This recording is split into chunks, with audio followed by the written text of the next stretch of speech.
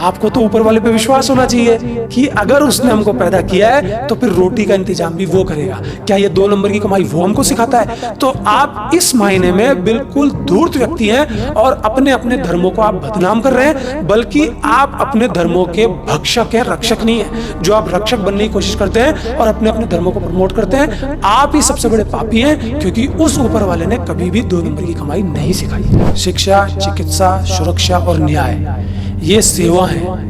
मानव प्रजाति जो संसारिक जीवन को जीती है, इन चारों का उसके जीवन में बहुत बड़ा रोल है।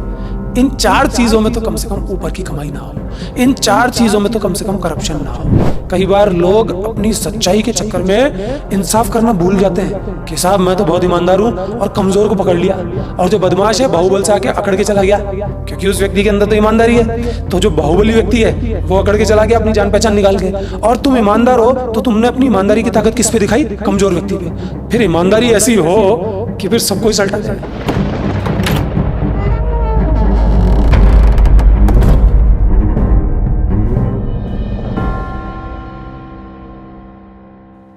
नमस्कार, मैं क्षितिज कुमार। आज के पॉडकास्ट में जो विषय है वो आपकी आमदनी से रिलेटेड है। जी हाँ, इनकम से, लेकिन नौकरी की इनकम नहीं, आपके व्यापार की जो इनकम है वो नहीं। विषय है ऊपर की कमाई। जी हाँ, और हमारे साथ आपके चहेते अनमोल। हम सत्य पर आधारित उनके जो उत्तर हैं वो लेना चाहेंगे इस विषय पर। अनमोल, ऊपर की कमाई, इस शब्द में आपको क्या महसूस होता है? सबसे पहले तो मैं शुरुआत यहाँ से करूँगा कि एक तो आप ये बोलते हो कि आपके चहीते अनमोल, तो यहीं से ही झूठ का निर्माण हो जाता है। ये तो लोगों से आप पूछो कि कितने चहीते हैं, ये झूठ नहीं है। दूसरा आप बोलते हैं कि सच्चाई पे आधारित इनके जवाब होते हैं। हाँ, पहली बात तो आप खुद ही सहमत नहीं होते मेरे जवाबों से, तो ये सब झूठ तो वैसे भी चल ही रहा है। ठीक है, फिर भी मैं आपकी बात का जवाब देता हूँ कि साहब ऊपर की कमाई, जैसा कि आपने कहा कि आमदनी से रिलेटेड है, तो इंसान को ये तो समझना चाहिए ना कि आमदनी आखिर हो कितनी। भाई इंसान का पेट ही नहीं भर रहा। हर इंसान ये कह रहा है कि मैं धार्मिक हूँ, मैं सत्यवादी हूँ, मैं बहुत अच्छा हूँ, मैं जीवन ऐसा जीता हूँ जैसा कोई भी नहीं जीता। तो इंसान को ये तो समझना पड़ेगा ना कि ये जो अमीरी की बीमारी है, इसमें कुछ तो लिमिटेशन होनी चाहिए, इसकी कुछ तो कसौटी होनी चाहिए। अगर इसकी कसौटी ये है कि किसी का गला कट जाए, किसी की रोटी हम छीन लें और अपने आप को अमीर बना लें, तो फिर ये तो कहीं से भी जस्टिफाई नहीं होता ना कि आप सही इंसान हैं। इंसान को ये तो तय करना पड़ेगा ना कि आखिर उसको चाहिए कितना। सिर्फ मुंह से बोलने से नहीं होता कि 2 रोटी चाहिए, या मुंह से बोलने से नहीं होता कि साहब इतना ही कमाओ जितनी हमारी ज़रूरतें पूरी हो जाए। आप ज़रूरतें इतनी बढ़ा लेते हो जिसकी कोई हद नहीं। ये जो प्रॉब्लम्स आपके जीवन में खड़ी हो गई हैं, ये इसी बात से खड़ी हो गई हैं कि हर इंसान का जो पेट है ना वो बढ़ता ही चला जा रहा है। उसको इतना चाहिए कि बस उसका पेट तो फिर भी बढ़ जाए, लेकिन उसका जो दिमाग है ना उसमें कुछ बढ़ावट नहीं आए। तो इंसान की जो ऊपर की कमाई है वहीं से शुरू होती है, जहाँ से उसका पेट बढ़ना शुरू होता है। ये ऊपर की कमाई दिन दुगनी रात चौगनी बढ़ती चली जा रही है, और ये इंसान के जीवन में प्रॉब्लम्स आने का सबसे बड़ा कारण बन चुकी है। मानसिक रूप से भी उसको परेशान करती है, और जब एक इंसान को मानसिक रूप से परेशान करती है तो वो इंसान अपना पेट भरने के लिए दूसरे का पेट काट देता है, या दूसरे का कभी कभी गला भी काट देता है। देखा आपने, जब पेट बढ़ना शुरू होता है तो ऊपर की कमाई की तरफ आपका ध्यान जाता है, और दूसरे का पेट काटता है। कोई सीमा तो होनी चाहिए। अनमोल, आपने बिल्कुल सही कहा कि लालच होता है तो ऊपर की कमाई का होता है, पेट बढ़ता है तो उसको ज़रूरत होती है। लेकिन क्या ये पेट सभी का बढ़ा हुआ है?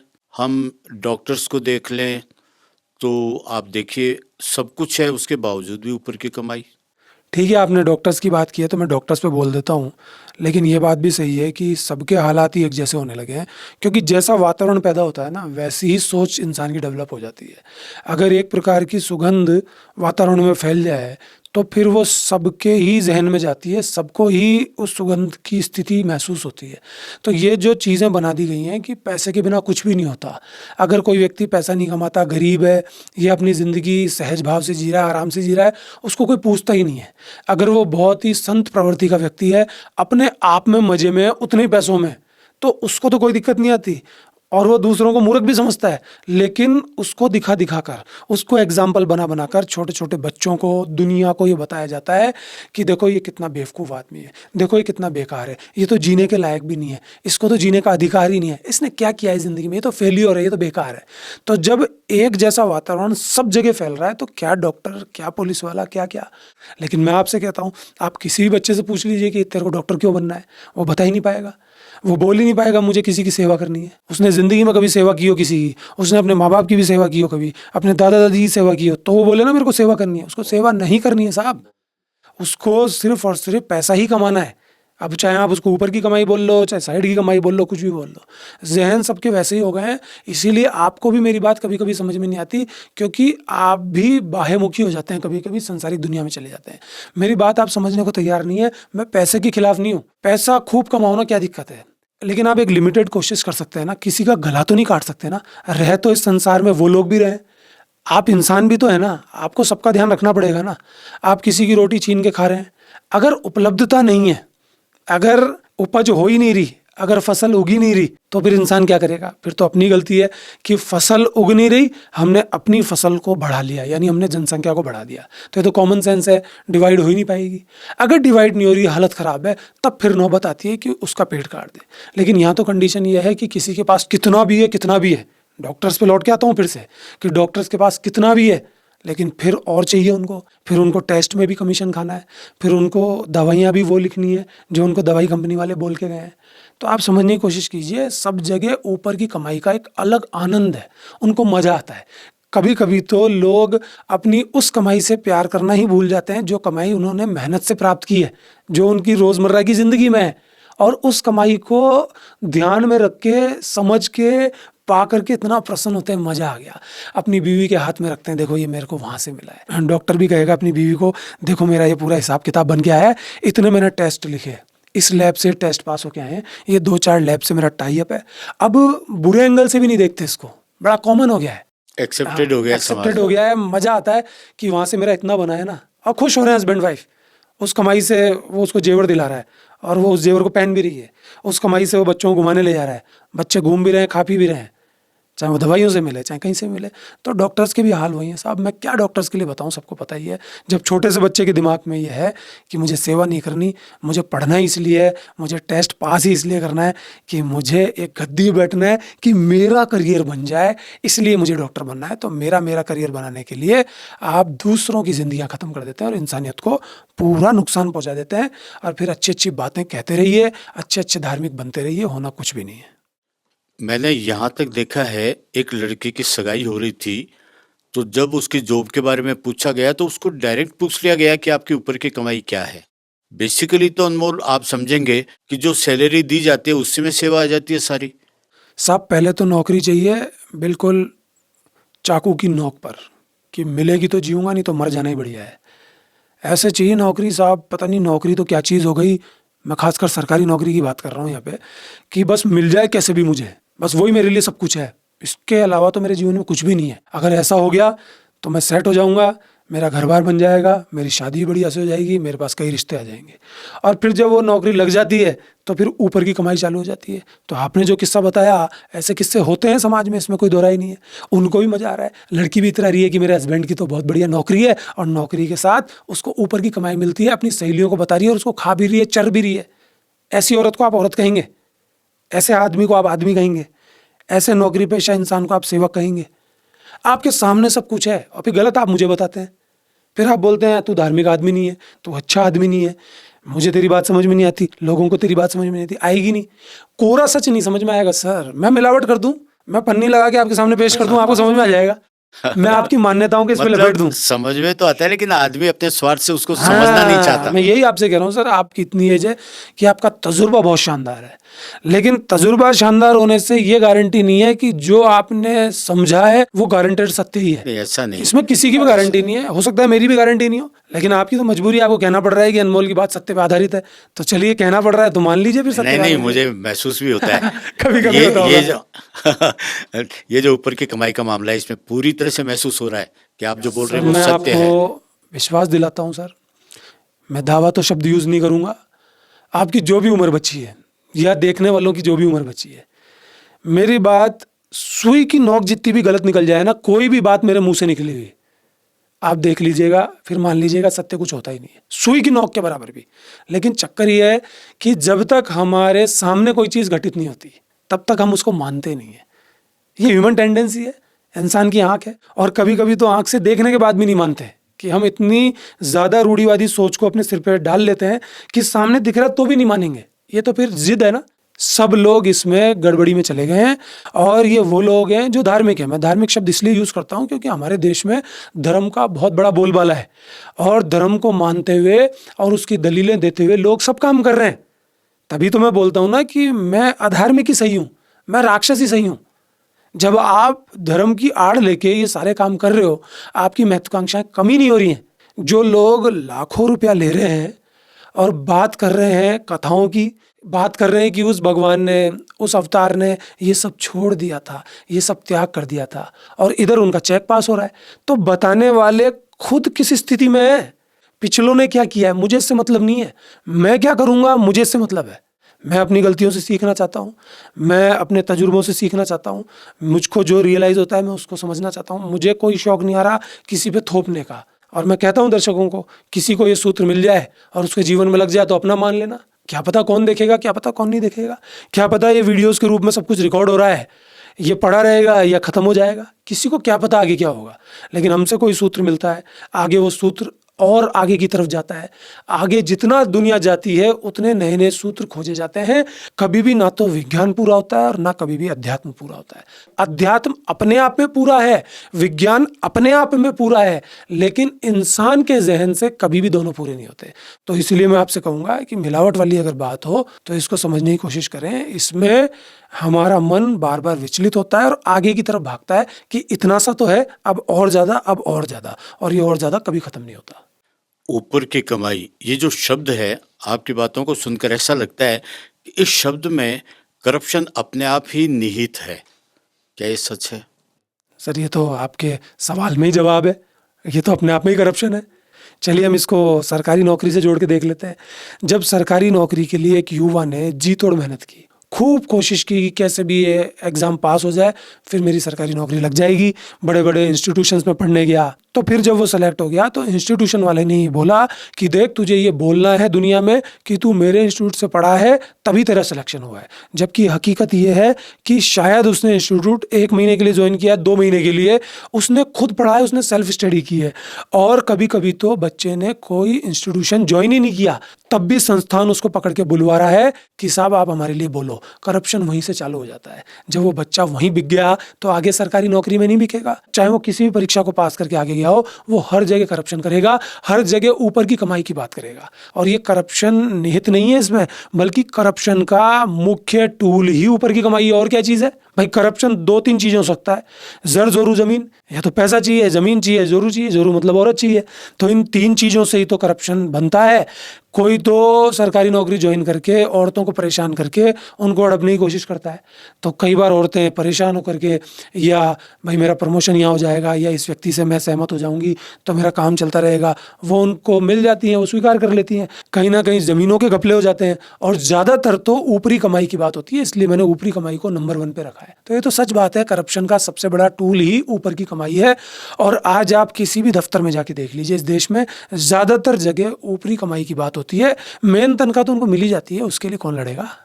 मैंने लेकिन एक कैरेक्टर को देखा था कि जब उसको ये जो रास्ते में चलते हैं ना ट्रक वगैरह, इनको बार बार जगह रोका जाता है आरटीओ का, कहीं भी गलत होने से या कुछ भी होता है, तो वहाँ वो रिश्वत देने की कर रहा था। तो उसने बोला मुझे कोई पैसा नहीं चाहिए, सरकार देती है, जितना मेरा पेट भरना चाहिए उतना मेरे को सरकार देती है, ये मैं तुमको अंदर कर दूंगा, ये गलत है। ये भी देखा था। लेकिन सुनने में ये भी आता है कि जो अलग अलग थाना जिसको बोलते हैं, एरिया बोलते हैं, जहाँ करप्ट है, क्राइम ज़्यादा है, ये सुना है कि वहाँ की बोलियां लगती है कि अगर ये थाना आपको मिलता है या ये एरिया आपको मिलता है तो आपको इतना पैसा आपको उगाही में लेना ही पड़ेगा। तो उसमें जो ईमानदार लोग होते हैं, जो खाली सैलरी से अपनी ज़िंदगी काटते हैं, उस जगह के ऊपर उनको भी कुछ करना पड़ता होगा। आप जो सवाल पूछ रहे हैं ना, ये तो मेरे लेवल का ही सवाल नहीं है, ये तो कोई बच्चा ही जवाब दे देगा। बच्चे बच्चे ने देखा होता है, बच्चा बच्चा तो मजाक उड़ा रहा होता है कि मैं गाड़ी पास करके गया और पुलिस वाले ने मेरे को पकड़ा, चाहे वो हेलमेट नहीं था, चाहे वो किसी भी तरह से उसने पकड़ा था, उसने मेरे से पैसे ले सोशल लिए। मीडिया पर भरे रहते हैं। भरे रहते हैं वीडियो, साइड में ले जाके पैसा ले लिया उससे। तो ये तो बच्चा बच्चा जानता है, इसका जवाब मैं क्या नहीं, दूंगा। उसमें समझाने वाले भी रहते हैं। हाँ, आपने एक बात जरूर कही कि जो ईमानदार आदमी होता है उसकी क्या स्थिति होती होगी। सर देखिए, ईमानदार व्यक्ति जो है ना, कुछ भी हो जाए वो खुद नहीं लेगा, लेकिन वो अकेला होने के कारण इस सिस्टम से नहीं लड़ पाता, तो वो एक तरीका अपनाता है कि भैया देखो, मुझे नहीं चाहिए, मेरा हिस्सा आप में बांट लो, मेरे को नहीं चाहिए, मेरी चीज़ तो लो ही मत आप, मेरा हिस्सा तो लो ही मत, मैं नहीं लूँगा, मेरी तो सैलरी भली मैं भला।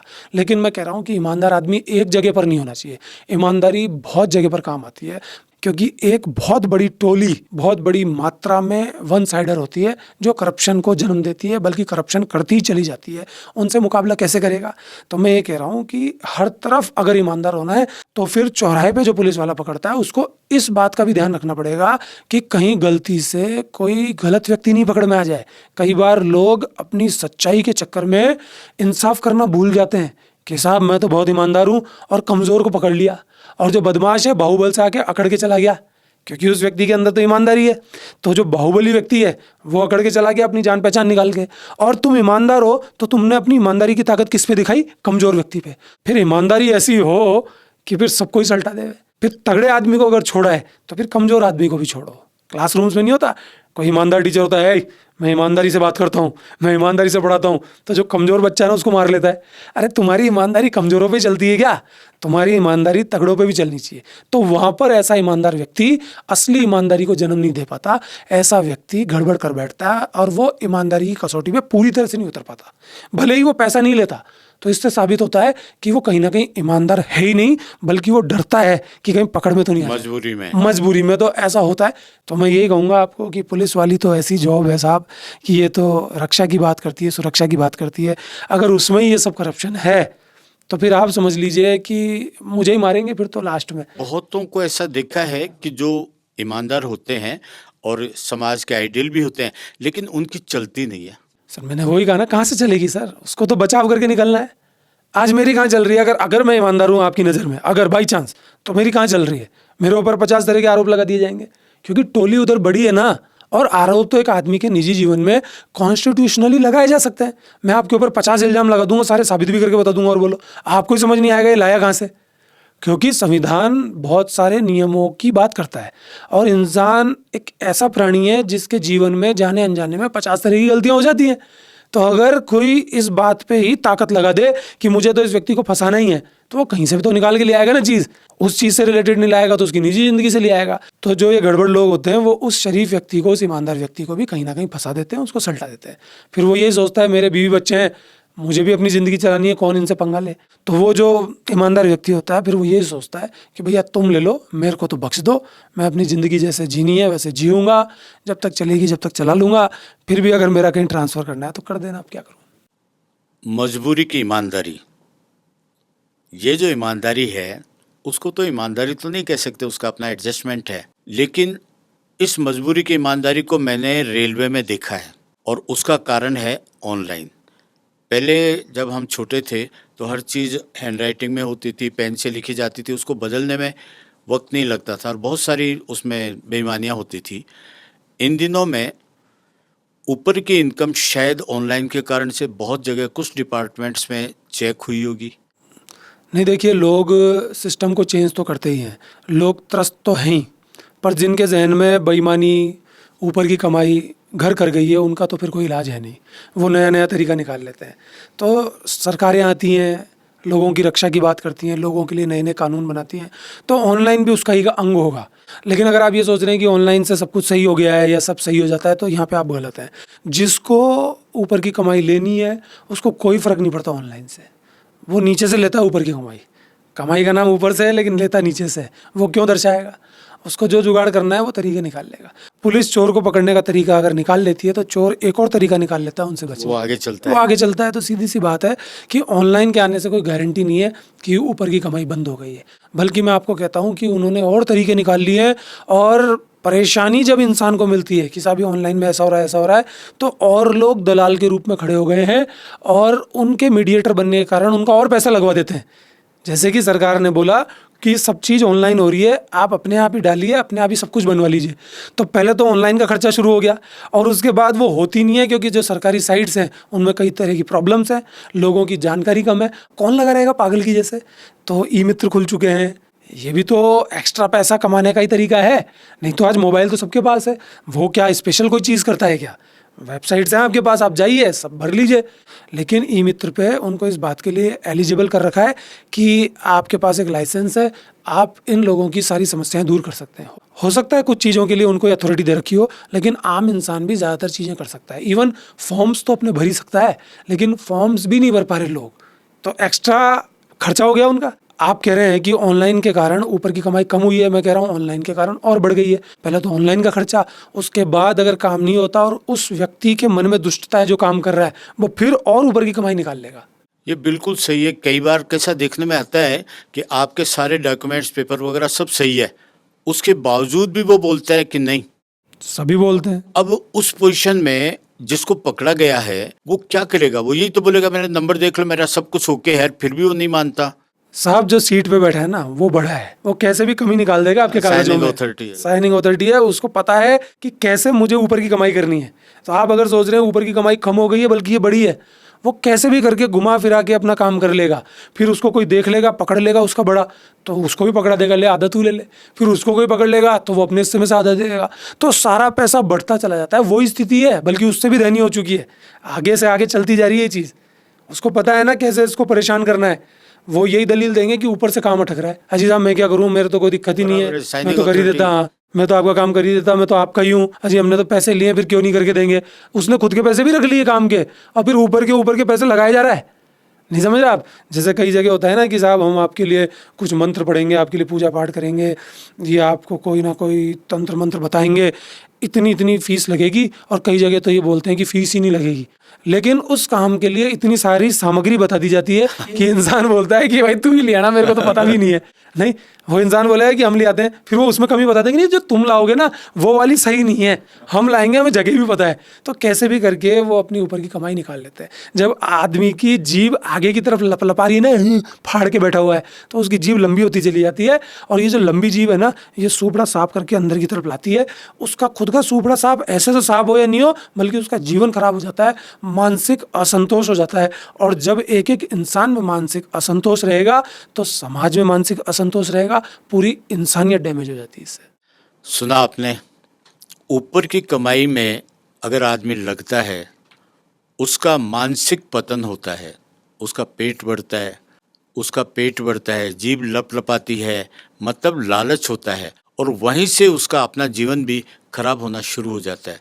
अनमोल सच है ये, और सामने देखने में आता है कि ऊपर की कमाई के बिना ऐसा लगता है कि कुछ कमाई है ही नहीं। लेकिन ये तब डेंजरस हो जाता है जब यही टर्म देश के लेवल पर और डिफेंस तक आती है। आपको तो पता ही है कि पूरी दुनिया में ऊपर की कमाई जिसे बोलते हैं, वो राष्ट्रों का जो युद्ध का सामान है, जो डिफेंस के आइटम्स है, उनमें सबसे ज़्यादा कमीशन मिलता है वर्ल्ड में, पूरे वर्ल्ड में। और इसी वजह से बड़े कंट्री चाहते हैं कि झगड़ा होता रहे, उनके हथियार बिकते रहें। लेकिन ये जो ऊपर की कमाई का सिलसिला है, जब देश की सुरक्षा पर आ जाता है तो ये कितना भयानक होता होगा। अजी साहब ऊपर की कमाई जो है वो तो हमेशा से ही भयानक है। मैं आपसे यही तो कह रहा हूँ कि मेरी बातचीत संतों वाली है। आप चाहे मेरी शक्ल से कुछ भी मान लें, मुझे राक्षस घोषित कर दें, मुझे आक्रामक बोल दें, कुछ भी बोल दें, मैं बात करता ही नहीं हूँ ऐसी जो सत्य पे आधारित नहीं है। वो मेरा अपना रियलाइजेशन है। मैं संसारिक बात में भी सत्य की बात जोड़ने की कोशिश करता हूँ। और आप इसी से मान लीजिए कि सारे देशों में युद्ध चला आता है, सभी देश युद्ध को प्रमोट करते हैं। ठीक है, संधि होती है, बातचीत हो जाती है, लेकिन लड़ाई झगड़ा चलता रहता है। तो जब निजी फायदे की बात आती है, जब अपने आप को बड़ा बनाने की बात आती है, ठहराव आता ही नहीं है किसी में। कौन ठहराव की बात करता है? कौन सा देश अध्यात्म की बात करता है? दिखावे वाला जो अध्यात्म है, जिसको हम धर्मों से या पंथों से जोड़ कर अधिकतर वही है अधिकतर। तो मैं आपसे कह रहा हूँ ना, आप जस्टिफाई नहीं कर पाएंगे। आप सिर्फ पोशाक देखते हैं, मुझे पोशाक के अंदर का सब कुछ दिख जाता है। आप पोशाक देख के मान लेते हैं कि ये व्यक्ति सही होगा, और फिर वो आपके धर्म से रिलेटेड हो तो फिर सोने पे सुहागा, फिर आप बिल्कुल मोहर और लगा देते हैं तो बिल्कुल ही सही होगा। बातों को सुनने से नहीं होता। जो व्यक्ति बहुत पावर से कोई बात बताता है ना, और फिर अकाट्य हो जाती है दूसरों के सामने, किसी न्यूज़ चैनल पे आ रही है, किसी पे भी आ रही है, तो वो डायरेक्टली हम पे असर करती है। हम भी मान लेते हैं कि कितनी तगड़ी बात कही है इसने। यही तो चला आ रहा है ना कि दो मुर्गे जब बहस करें, एक मुर्गा जीत जाए तो उसको विद्वान मान लिया जाता है कि साहब इसको तो बहुत कुछ पता है। अगर आप मेरे से कोई भी सवाल पूछें, मैं अगड़म बगड़म फगड़म फगड़म जवाब दे दूं, वो कोई जवाब ही नहीं, आपको समझ में नहीं आएगा। तो सब यही देखेंगे कि भाई ये वो विद्वान है। कई टीचर्स होते हैं मैथ के सवाल बता रहे हैं, बच्चे ने बोला मैडम सर ये कैसे होगा, अगड़म बगड़म बम्बे वो बोल जी आंसर आ गया, हम पता ही नहीं सर को, मैडम को पता ही नहीं कहाँ से निकला। जब खुद को नहीं पता उनको क्या पता होगा। खुद का रियलाइजेशन कितना है ये महत्वपूर्ण है। मैं आप सबको यही कहता हूँ। तो ये डिफेंस की बात हो, देश की बात हो, उनके लालच कम नहीं हो रहे। देश आखिर चलते किससे हैं साहब? आदमी तो बैठे हैं ना। देश की कोई शक्ल थोड़ी ना है कि देश ऐसे खड़ा हो जाता है और शक्ल बन जाती है उसकी। देश के कोई हाथ पांव है, देश की कोई टांगे हैं, देश का कोई सिर है कि मैं देश हूं, मैं खड़ा हो रहा हूं। एक आदमी तो है जो देश को चलाता है। किसी जगह राष्ट्रपति बोल लो, किसी को प्रधानमंत्री बोल लो, किसी को संस्था के रूप में देख लो कि बड़ी ताकत है, कोई धार्मिक आधार पे चलता है तो धार्मिक शक्ति बोल लो। वो जो शक्ति है वो पूरी दुनिया पे राज करना चाहती है। वो ठहराव की स्थिति में है ही नहीं। इसलिए मैं कहता हूँ वो शक्ति है ही नहीं। वही तो सबसे कमजोर है, वही तो इंसानियत को कमजोर करती है। और आप सब लोग डांस करते हैं उस शक्ति के साथ खड़े होकर, वेरी गुड, सारे देशों पर राज कर लो, अपना देश सबसे आगे जाएगा। वेरी गुड, सब धर्मों पर राज कर लो, अपना धर्म सबसे आगे जाएगा। आप ठहराव की बात नहीं करेंगे तो ये कुछ भी सही नहीं होगा। सब जगह ही हम आगे की तरफ बढ़ने की कोशिश करेंगे, सबको कुचलते चल जाएंगे। और जब हम सबको कुचलते हैं तो इनडायरेक्टली हम भी कुचलते चले जाते हैं, क्योंकि हम भी इंसान हैं। तो सब जगह डिफेंस हो चाहे देश की बात हो, सब जगह ये स्थिति बनी रहेगी और ये और भी विकराल रूप ले लेगी। आप हम कोई भी कुछ नहीं कर पाएगा। कितना ही विद्वान व्यक्ति आ जाए, कितने भी बड़े संस्थान नियम कानून बना ले, ये चीज़ ऐसी की ऐसी रहेगी और खराब हो जाएगी। ये चीज़ ऐसी की ऐसी रहेगी और ख़राब हो जाएगी। और ये देखने में भी आता है। आप देखिए, जो ऊपर की कमाई करते हैं वो सामाजिक रूप से भी और किसी भी तरह से वो अपनी ताकत का एहसास कराते हैं, उनकी ताकत बनती है। और जो ईमानदार है, जो ऊपर की कमाई नहीं कर पाते हैं, या तो वो रिग्रेट करते होंगे, या ऐसा भी होता होगा कि कुछ जगह वो चाहते हुए ऊपर की कमाई नहीं कर पाते हो, तो फ्रस्ट्रेशन भी उनके परिवार पर भारी पड़ता ही होगा। मन तो खराब होता ही है ना कि आज एक बढ़िया सी साड़ी पहनी औरत ने और दूसरी औरत उसको देख रही है कि ये तो इतनी महंगी साड़ी पहन रही है, इसने इतने बढ़िया जेवर पहने, मैं नहीं पहन पा रही हूँ। फिर उसको पता तो चलता ही है ना ये आया कहाँ से, इसका पति क्या काम कर रहा है। तो फिर उसका ध्यान उसके पति में जाता है। फिर वो ये देखती है कि मेरा राजकुमार इतना कमज़ोर क्यों। उसका राजकुमार चुपचाप काम करके आता है। चाहे आप डर की बात कर लीजिए, चाहे ईमानदारी की बात कर लीजिए। ईमानदार आदमी अपनी बीवी को कभी पसंद आया हो तो दूसरे को आएगा ना। बीवी लात मारती है ईमानदार आदमी को तो उसको रोज़ दिन रात मारेगी। अब मारने का मतलब ये नहीं है कि हाथ से मारेगी, उसको रोज़ ताने सुनाएगी, मानसिक रूप से पीड़ित करेगी कि देखिए वो कितना अपने बीवी का ध्यान रखते हैं। तो उसी के पास चली जाए, फिर उसी को पति मान ले। लेकिन ऐसा भी नहीं होता। फिर वो फ्रस्ट्रेशन आती है, जो आप बोल रहे हैं, कुड़ती है। फिर वो उसके हस्बैंड को बोलती है तो हस्बैंड भी कुड़ता है। हस्बैंड अपने बच्चों की ज़रूरतें पूरी नहीं कर पाता। फिर सामाजिक दृष्टि से भी वो कमज़ोर साबित हो जाता है। चलता फिरता आदमी उसको यही बोलता है कि तू तो फेलियर आदमी है, तू तो बेकार व्यक्ति है। तकलीफ वही होती है। लेकिन फिर भी मैं आपसे कह रहा हूँ कि जो संत होगा उसकी तकलीफ नहीं होगी, मुस्कुरा के भगा देगा। उसको पता है ना मैं क्या चीज़ हूँ। नहीं, वो संगत में उनके परिवार वाले भी फिर ईमानदारी की मानसिकता के बनते जाते हैं। सर मैं आपको दावे से कह रहा हूँ, मैं अपनी बात कर सकता हूँ, मेरा बाल बांका नहीं कर सकता कोई। मुझे कितनी भी बुरी स्थिति में ले आओ आप, कितनी भी आर्थिक स्थिति कमज़ोर कर दो, कैसी भी स्थिति में ले आओ, मेरे फर्क ही नहीं पड़ता। मानसिक स्थिति में कोई फर्क पड़ेगा जब ना आप दृढ़ हैं अपने उस पर। सर दृढ़ता तभी तो आई ना जब इन खेलों को समझा। आदमी परेशान हो रहा है, उसको मैं दिन भर देख रहा हूँ, चाहे वो परिवार में हो, चाहे पड़ोस में हो, चाहे बड़ी उम्र का हो। एक छोटा बच्चा होता है, उसके जहन में होता है ना कि बड़े लोग बहुत तगड़े होते होंगे। अब बड़े लोगों को भी देख लिया ये तो और भी परेशानी में। फिर वो बड़े लोगों से विश्वास हट गया। फिर पता चला साहब धार्मिक लोग बहुत तगड़े होते हैं, बहुत सच्चे होते हैं। फिर धार्मिक लोगों को देखा तो वहाँ तो बिल्कुल कहानी खड़े हो गए। तो हर किसी को देखते देखते ये चीज़ें आने लगी कि असली रहस्य है क्या। असली रहस्य तो संतोष में है सर। आप संतोषी हो जाइए, मजा आ जाएगा, आप सबसे बड़े राजा हो जाएंगे, आप अपनी झोंपड़ी के राजा हो जाएंगे। है क्या इस दुनिया में, जब सब कुछ जाना ही है तो इतनी माथापोड़ी कर क्यों रहे हो। बड़े बड़े घर बना लिए, जाके तो देखिए उनमें क्या है। एक दूसरे का माथा खोल रहे हैं। गांव में ज़मीनें हैं, उनको कोई नहीं बेचता साहब, हमारी पुश्तैनी है, बेच रहा नहीं है। नाटक कर रहा है कि हमारी आन बान शान है इस ज़मीन से। फिर उन ज़मीनों के कारण लड़ाई हो रही है, एक दूसरे के सिर फोड़ रहे हैं, मार तक भी देते हैं। तो ये चीज़ें रिश्तों को भी डैमेज करती है, इंसानियत को भी डैमेज करती है, सामाजिक ढांचों को भी ख़त्म कर देती है। मैं फिर कह रहा हूँ आपसे कि मैं पैसे के खिलाफ बिल्कुल भी नहीं हूँ। आप मुझे शानदार सोने चांदी की गाड़ियाँ ला के खड़ी कर दीजिए, मैं बैठ जाऊँगा, लेकिन मैं बैठ के इतराऊँगा नहीं। हाँ, वो आप पर असर नहीं हाँ, करेगी। असर नहीं करेगी, है तो है, मैं क्या करूं। आप मेरे को पैदल चलवा दीजिए, साइकिल भी बिठा दीजिए, मैं उस पर भी मजे लूट लूंगा, मुझे क्या दिक्कत है। आप मुझे रोटी खिला दीजिए, चाहे 5 स्टार में खाना खिला दीजिए, 5 स्टार मेरे माथे में बैठेगा क्या। मानसिक परिपक्व। बस वही मैं आपसे कह रहा हूँ, इसी को संत कहते हैं। और क्या है संत? कोई जादू थोड़ी ना दिखाता है, कोई अगड़म बगड़म बम्बे बो छू ये जादू, ये कोई संत होता है? नहीं नहीं, उसमें भी देखते ही है ना कितना कुछ सुनने देखने को मिलता है। एक चीज़ जरूर है मैंने नोट की, और हो सकता है मैं एक जगह कंफ्यूज हूँ, मैं चाहूँगा आप उसका जवाब दें। कि जैसे मैं लंदन अमेरिका वगैरह सारा गया, जो अपने यहाँ इन जनरल रोड पर भी या कहीं भी एक रिश्वत का या ऊपर के कमाई का माध्यम जो है वो वहाँ उतना देखने को नहीं मिलता।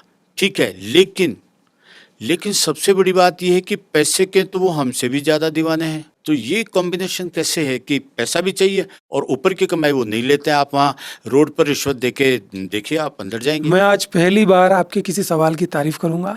आप सोच नहीं सकते कि आपने जाने अनजाने में क्या सवाल पूछा है। दर्शकों को भी लगेगा कि यार इस सवाल में ऐसी क्या खास बात है, क्योंकि मैं हमेशा से ही सुनता आया हूँ कि हमारे देश में तो बहुत कुछ अच्छा है, हमारे देश में कुछ भी गलत नहीं होता।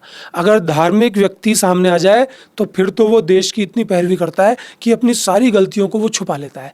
जब उनको ये बोलते हैं कि साहब ये जो भ्रष्टाचार हो रहा है, ये जो ऊपर की कमाई का नाटक हो रहा है, ये क्यों है, तो वो दलीलें देता है कि दूसरे देशों में भी ऐसा होता है। यहाँ आपका जो क्वेश्चन है ये बहुत आगे निकल जाता है। मैं सारे देशों की बात नहीं कर रहा, बहुत से देश हमसे भी आगे हो सकते हैं, लेकिन बहुत सारे देश ऐसे हैं जिनमें इस ऊपर की कमाई या भ्रष्टाचार की बात जहन में भी नहीं आती। ज़्यादातर देश ऐसे हैं जहाँ रिश्वत नहीं दी जा सकती। मैं वही आपसे कह रहा हूँ, और मैं इसमें छोटा सा एक पुट जोड़ना चाहता हूँ। ये रिसर्च का एक प्रश्न है। मैं उन अधार्मिक लोगों की बात कर रहा हूँ जो किसी ना किसी पंथ से रिलेटेड नहीं है। आप लगभग एथिस्ट मान लीजिए, नास्तिक मान लीजिए, उनके हालात बहुत शानदार है। वो ऐसी स्थिति में है कि उनके वहाँ करप्शन नहीं है ज़्यादातर जगह, लेकिन जितने ज़्यादा धार्मिक देश हैं उनमें करप्शन ज़्यादा है। कुछ अपवाद हो सकते हैं, अपवादों की बात हम नहीं करते। तो सर मैं यही आपसे कह रहा हूँ कि आपके सीखने का विषय है ये कि वो ऐसा क्यों करते हैं। आप पहले तो ये दलीलें देना बंद कर दीजिए कि हमारे देश में तो ऐसा होके ही रहेगा। आपको मज़ा आता है, आपके मलाई मुंह के लग चुकी है, आपको ऊपर की कमाई का रस लग चुका है, इसलिए दूसरा देश कुछ अच्छा भी करना चाहता है ना तो आप करने नहीं देते। दूसरे देशों के कल्चर को आप अपनाने की कोशिश करते हैं, दूसरे देशों से जो मजे मस्ती इंजॉयमेंट है ना वो तो आप ले लेते हैं, लेकिन दूसरे देशों का कुछ अच्छा है ना वो आप सीखना नहीं चाहते। दूसरे देशों में जो खुलापन है, दूसरे देशों में जो स्वतंत्रता है, उसकी आप बात नहीं करना चाहते। नहीं, लेकिन एक चीज़ है, वो जो यहाँ खुलापन ये सब कहा जाता है वो वहाँ के कल्चर का है और वो उसमें रचा बसा है, उसमें उनको कोई दिक्कत ही नहीं है, उसमें वो मजे कर रहे हैं। आप पूर्वाग्रही हम हैं।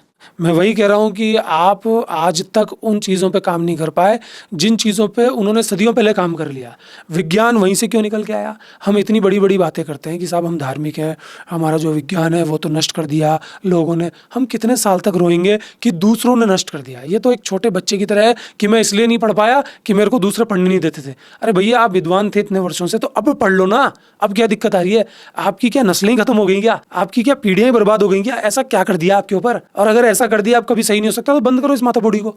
और अगर आप में वाकई में दम था कि पहले से आपके अंदर विज्ञान था तो फिर आप वापस से उस विज्ञान को लाइए। सदियों से ही जितने भी आविष्कार हुए ज़्यादातर दूसरे देशों ने करे। आप उठा के देख लीजिए, मैं जिस भी आविष्कार की बात करूंगा आप घुमा फिरा के उसको माइथोलॉजी से जोड़ करके ले आएंगे और बोल देंगे नहीं ये तो रजिस्टर उसने करा लिया लेकिन ये खोजा किसी और ने था। मैं तो हाथ जोड़े भैया, अपने साथ बहुत जाती हुई है, सब लोगों ने अपने को धोखा ही दिया है। फिर धोखा क्यों दिया है कि अपने में बुद्धि नहीं थी क्या। जब हम बात कर रहे हैं कि हम इतने तगड़े विद्वान थे, वैज्ञानिक थे और धोखा खा लेते थे बड़े प्यार से कि दूसरा रजिस्टर करा के ले जाता था, इतनी बुद्धि तो थी कि हम बड़े बड़े आविष्कार पहले कर लेते थे, लेकिन धोखा तो हमको कोई भी देके चला जाता था, एक छोटा सा देश भी देके चला जाता था। सच्चाई को स्वीकार कीजिए, उन लोगों ने खुलापन देखा, उन लोगों ने स्वतंत्रता की पैरवी करी, उन लोगों ने औरत को बहुत हद तक खोल के रखा। वहाँ की औरत भी प्रेम भाव के साथ साथ वैज्ञानिक दृष्टि की तरफ गई। आप खुलेपन को कब तक कोसते रहेंगे। इसलिए वो लोग चांद पर भी गए पहले, उन लोगों ने बहुत बड़ा विज्ञान भी खोजा, उन लोगों ने ज़्यादातर आविष्कार भी किए, और हम आज भी उनकी चीज़ों को ले लेकर के अपना ठप्पा लगा देते हैं और बोलते हैं कि ये सब हमने बनाया है। और मैं हमेशा से कहता हूँ कि कोई संपूर्ण नहीं है। तुमने मुझे कुछ सिखाया, मैंने उसको कुछ सिखाया, उसने उसको कुछ सिखाया। हमको सबकी अच्छी अच्छी आदतों को सीखना है।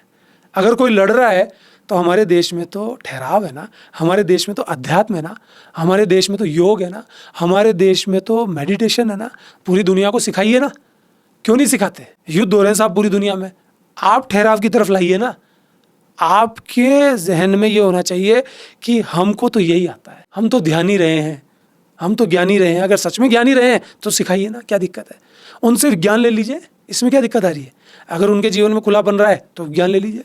कहीं ना कहीं हम अपने नियमों से बंध के कभी कभी गलत ट्रैक पे पहुंच जाते हैं। और मैंने आपसे पहले भी कहा कि जो विज्ञान है वो आगे की तरफ जाता रहता है, वो हमेशा नया रहता है। हर पीढ़ी में, हर समय में वो खोजी रहता है, उसमें से कुछ ना कुछ चीज़ें निकल के आती हैं। आगे की तरफ बढ़िए, आगे दुनिया और करवट लेगी और अलग अलग जगह जाएगी। मैं उम्मीद करता हूँ कि जो सोच आज है इंसान की, उसमें बदलाव आएगा। तो ये जो ऊपर की कमाई है, अगर इस शब्द से पीछा छुड़ा लिया जाए प्रैक्टिकली और दिमाग में ईमानदारी रहे, तो क्या पूरा जो मानवीय आदतें हैं या जो फ्रस्ट्रेशन का या जो दुख का कारण है, वो क्या बहुत कम हो सकता है? दुख ना ज़्यादातर प्रतिशत में तो हमारे खुद के बनाए हुए होते हैं। ये हालांकि बहुत मुश्किल है ऊपर की कमाई छोड़ना, बिल्कुल। लेकिन इन केस पॉजिटिव सोचना कि अगर ये शब्द जो है ऊपर की कमाई ये खत्म ही कर दिया सर जाए। ये देखो साहब, ये ट्रैक चुनना पड़ता है। दोनों ट्रैक आपके सामने है। जब आपने एक छोटे से बच्चे को ये समझाया है कि ऊपर की कमाई, पैसा, पद, प्रतिष्ठा, बहुत बड़ा आदमी बनना, फर्स्ट नंबर पे आना, हमेशा लोगों से ऊपर ही होके चलना, दिखावा करना, कॉलर ऊपर करके चलना, सब तरह के कपड़े खरीदना, घूमना फिरना, महंगी महंगी गाड़ियों में जाना, वो आदमी को सबसे बड़ा बताया है, तो फिर ये चीज़ कभी भी सही नहीं होगी। जब आपने बीज ऐसे बोए हैं तो उसका परिणाम आपकी आंखों के सामने है। अब मैं बोल रहा हूँ कि संतोषी जीव बनिए, फिर परिणाम देख लेना, आपके सामने है। मैं कह रहा हूँ ना, करके देख लो, आप अपनी ज़िंदगी में करके देख लो। और जितना मैं आपको जानता हूँ, आपने अपनी ज़िंदगी में इस बात को रखा है।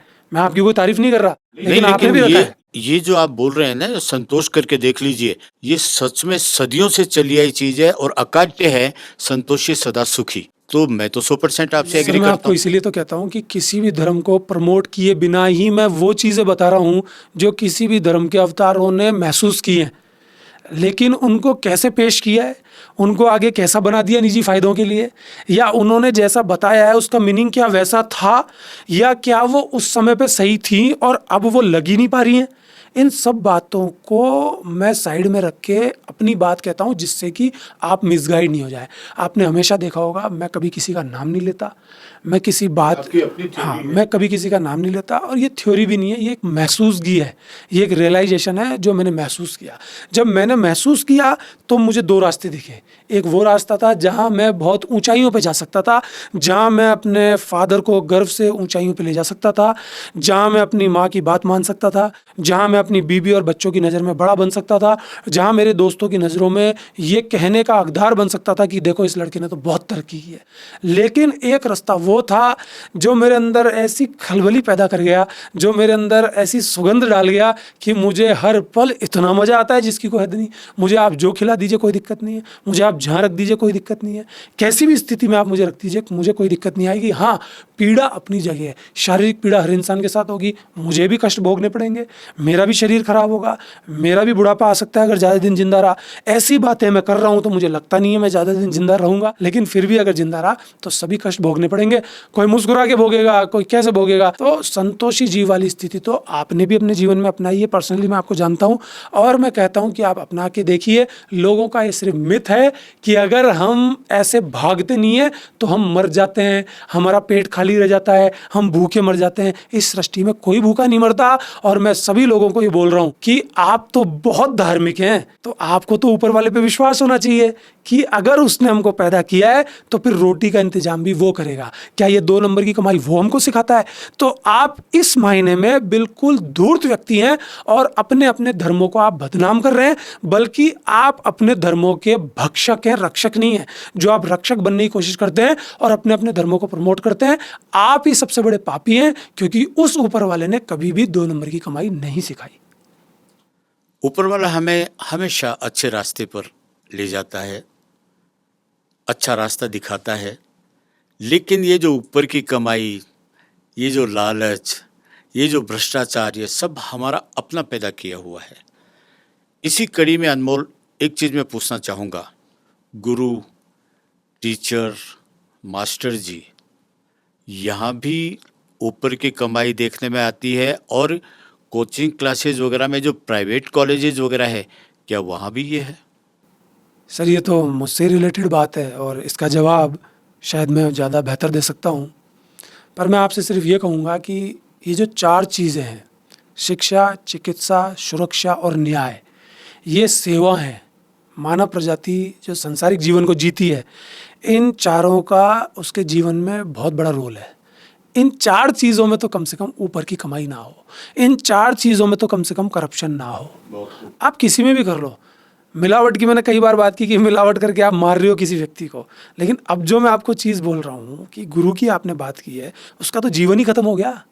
आपका इंटेंशन यही है कि जो बच्चा हमारे सामने बैठा है वो ग्राहक है, आपकी दृष्टि ये है कि इससे ऊपर ऊपर का कैसे कमा ले। ये जो ऊपर की कमाई का नाटक था, इसी के चलते ही तो प्राइवेट स्कूल अस्तित्व में आए। भाई सरकारी स्कूल्स में पढ़ लेता था ना बच्चा, क्या दिक्कत थी? उससे पहले की अगर आप बात करें, बहुत पहले अगर आप जाएं तो गुरु तो पेशेवर भी नहीं होता था। गुरु की ज़रूरतें पूरी हो जाएं, उससे ज्ञान ले लो, बात खत्म। गुरु तो मांगने का हकदार भी नहीं होता था। गुरु की सेवा तो सब वैसे ही कर देते थे लोग। किसी के बच्चे को ज्ञान मिला, उसने ही सेवा कर दी। गुरु अपनी इच्छा तो जताता ही नहीं था कि तुमने मुझे 3 कपड़े पहनने के लिए दिए हैं, मुझे तो शानदार चीज़ बना के दो, तुमने मेरे आने जाने का इंतजाम किया है, जो मिल गया ठीक है। वो कभी शिकायत करता ही नहीं था। आज जो गुरु है वो शिकायत ही नहीं करता, मांगता ही नहीं है, बल्कि वो तो छीनता है, तरीके लगाता है कि ऐसे नहीं तो ऐसे, ऐसे नहीं तो ऐसे। ऊपर की कमाई, अजी साहब, ऊपर नीचे साइड सब आ जाता है। बड़ी बड़ी कंपनियां खुली हुई हैं जो स्कूल वालों को सिखाती हैं, टीचर्स को सिखाती हैं कि ऐसे ऐसे आप करेंगे ना तो बच्चों की भीड़ बढ़ेगी, ऐसे ऐसे उनसे हम अपना कलेक्शन बढ़ा सकते हैं। कहाँ नहीं है ऊपर की कमाई? छोटी छोटी चीज़ों में तो स्कूल वाला कमाई निकाल देता है। लेकिन मैंने आपको उल्टा देखा है। आपके यहाँ जब बच्चों की भीड़ आती है तो आप उसको हटा के और क्वालिटी वाइज ही अपना संरक्षण करते हैं। I am a mad, I am a monster. नहीं, मुझे भी सरप्राइज होता है वक्त को देखते हुए कि नौजवान इस तरीके की सोच भी रखते हैं। अनमोल को मैं जानता हूँ और स्कूल में फुल भरमार होती है और कभी भी ये ट्राई नहीं करते कि भीड़ आ जाए। पता नहीं, इनका अपना रहता है कि बच्चों को गुणी बनाया जाए, उनको जीवन में सफलता सिखाई जाए, तो ये भीड़ से बचते हैं। मामला उल्टा है, इनसे ही पूछते हैं ऐसा क्यों? सर भीड़ की बात नहीं है, बात है रियल चीज़ की। जब रास्ता ही चुन लिया कि रियल चीज़ पकड़ेंगे तो काम फिर आप मेरे से कुछ भी करा लो, कोई सा भी करा लो। निजी ज़िंदगी में भी यही बात रहेगी। कभी कभी मुझे पता होता है रिश्ते नातों में या दोस्तों में, साथियों में, कि जो मैं बात उसको कह रहा हूँ ना, ये इसको बहुत भयंकर बुरी लगेगी और ये सुन के भाग जाएगा। तो मैं क्या करता हूँ कि हल्की सी बोली, फिर इधर उधर हो लिया, फिर आके बोला। मतलब मेरा मन नहीं मानता कि इसको गलत इन्फॉर्मेशन दी जाए। तो ये तो हर चीज़ में ही है, ऐसा नहीं है कि इसी चीज़ में। लेकिन हकीकत बहुत दयनीय है सर। लोग क्या कर रहे हैं, मैं तो कह नहीं सकता कि आप लोग सही कर लो इस चीज़ को।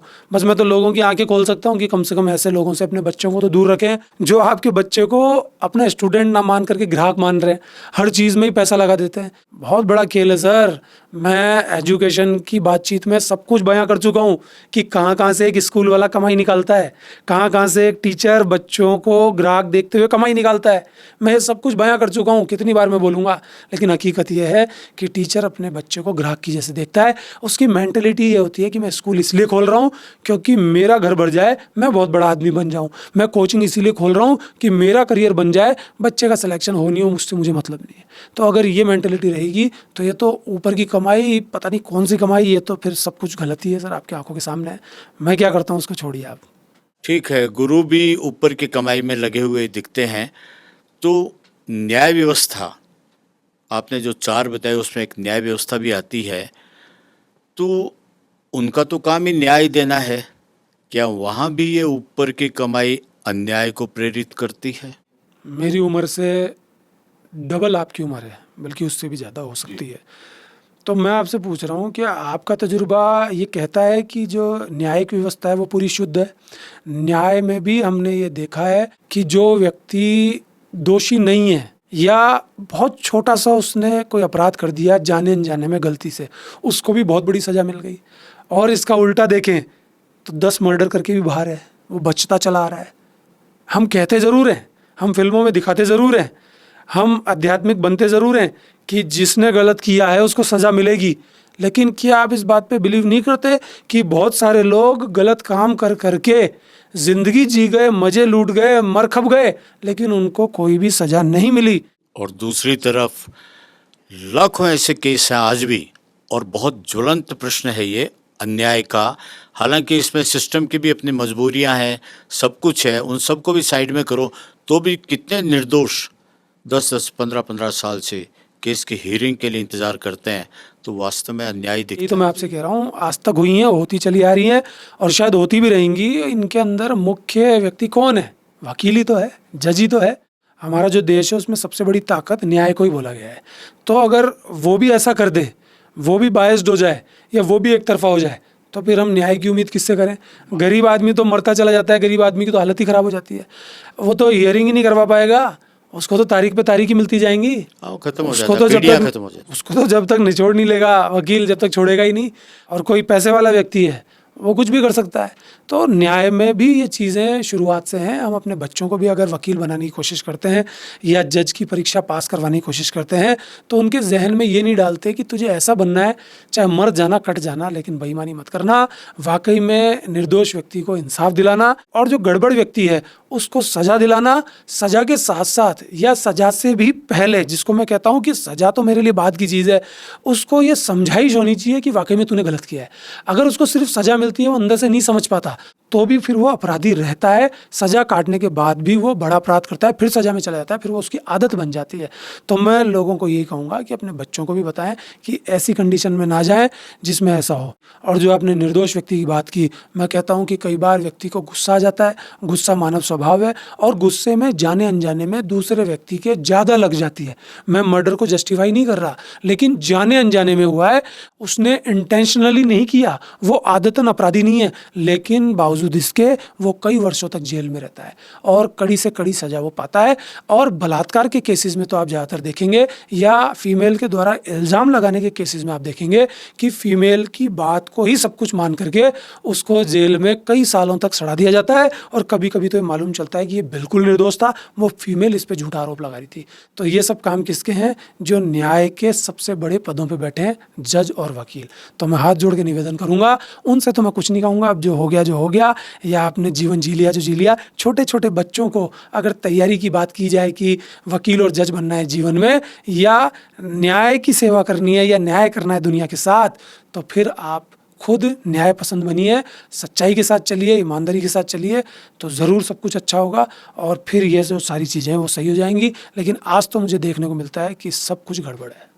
आज गड़बड़ है, लेकिन आप छोटे छोटे बच्चों को अगर ईमानदारी से, सच्चाई से रहना सिखाएंगे, उनमें संस्कार डालेंगे, ये ऊपर की कमाई वगैरह नहीं हो, न्यायप्रिय हो, वकील बनाए, डॉक्टर बनाए, तो अनमोल का ये जो कहना है, ये आगे आने वाली पीढ़ी के लिए एकदम सही रास्ता है, उनके जीवन के लिए भी, समाज के लिए भी और देश के लिए भी। आज के पॉडकास्ट में बस इतना ही। मिलते हैं अगले पॉडकास्ट में सच्चाई पर आधारित जवाब देने वाले अनमोल के साथ एक और पॉडकास्ट में। तब तक के लिए आज्ञा दीजिए।